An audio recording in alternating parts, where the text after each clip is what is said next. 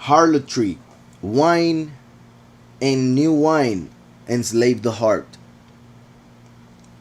Harlotry, wine and new wine enslave the heart. Verse 11. Zeniot, zeniot, harlotry, veyayin, and wine, betirosh, new wine, yikach lev, they take the heart. Well, it takes the heart. So harlotry, idolatry, yayin, as in the false doctrine that leads to harlotry, idolatry. And also Yahushua gave his wine, his blood, for our sins. Yet they who are in harlotry worship a different Messiah. And, well, it's not a Messiah, but that's what they think it is. And that will be their wine. That's why it is written, the wine of her fornication, the wine of her harlotry, pretty much, is the teaching that leads people to follow the false Messiah and end up in idolatry. And the new wine represents the last. Well, in this case, the bad new wine represents the world leader, the beast, the little horn of Daniel, the first beast of Revelation 13, who is the opposite of the new wine sent by Yahweh. Remember that Yahushua said that old wine in old wineskins, new wine, new wineskins. That's why Yahushua came as the old wine in a body made for him 2,000 years ago. The last comes as the new wine, so therefore he must enter this world in a new body, because if he were to enter this world in that old body, this world will be destroyed or cease to exist, because that's how wine works, that's how life works. So Yahweh would manifest twice. He would come to live in this earth twice, as old and new wine, first and last, and therefore needed two wineskins for each time, one old and one new, two bodies. So here it's saying about wine and new wine, and he's using two words, two different words as the first and last. So yayin is the most common word for wine, and is connected with Mashiach, Yahushua the first, who gave his wine, his blood, for our sins. And then tirosh would be the new wine, and is connected with the last, who becomes the head of the congregation, and in Hebrew head is rosh. So tirosh, we see there, all right, tirosh,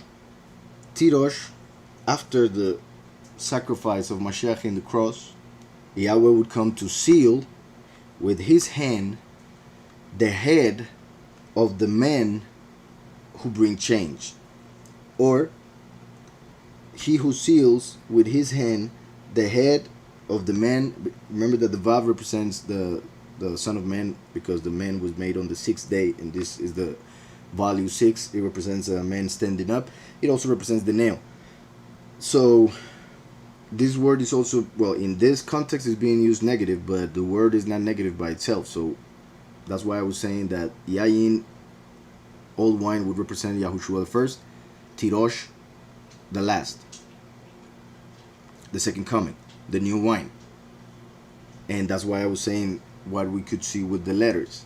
He, the last, is the one who will seal. And I'm saying those words and pointing just in case you guys don't know, because each letter of the alphabet, these are two ways of writing them, each letter of the alphabet has a symbol and different meanings to each letter. So everything that I'm saying is pretty much what those letters represent as I point them out, just so you understand that in the word Yahweh is telling us much more. So in the sense of the positive of this word regarding the last, is the one, the last letter, who comes to seal, Tav,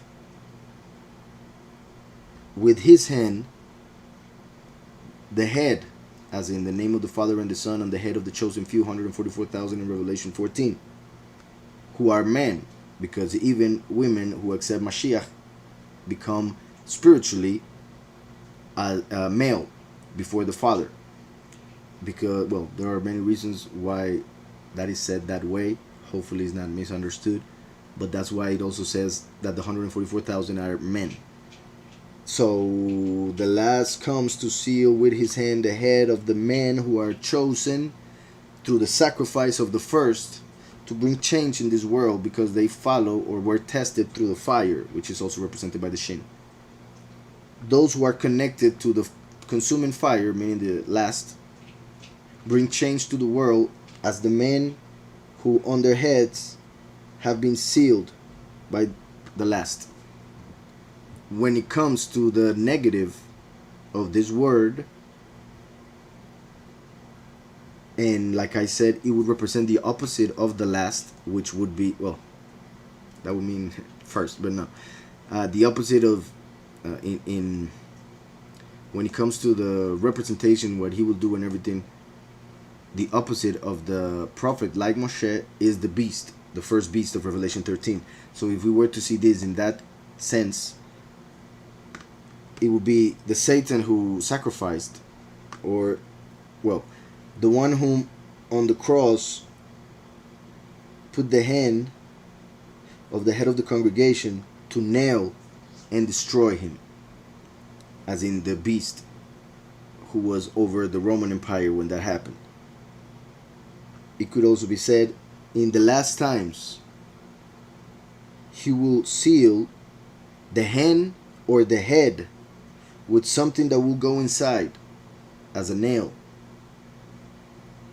and take them to the fire. So it shows how the beast will put the mark of the beast on people, on their hand or their head, inside their body, to take them to the fire, consuming fire. So we can see also, in the negative sense of this word, how it makes reference to the beast in the last times putting a mark on the hand or the head, which goes inside to take them to the fire. I hope that is clear. I find it very interesting. Harlotry, wine and new wine enslave their heart. It said takes their heart. So as I was saying, in the positive,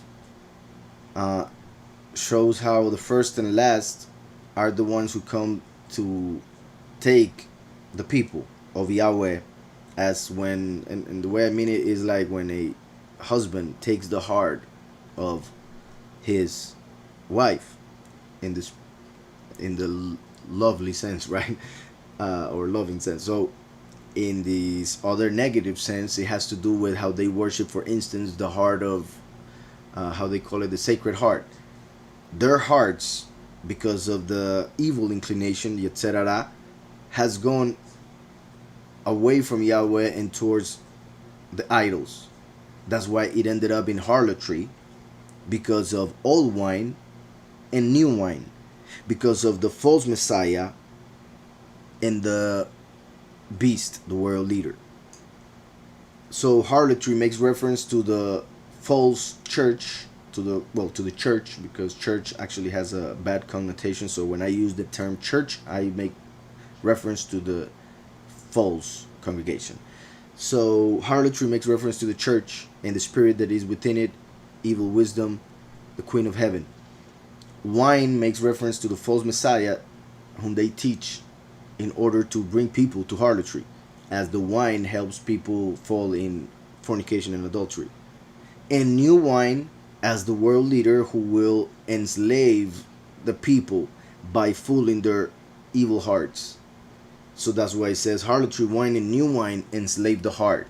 Yet the idea of Yahweh was to give his spirit for his congregation so that they would fall in love with him by being connected to the first and last through the new or old and new wine. Hope that's clear.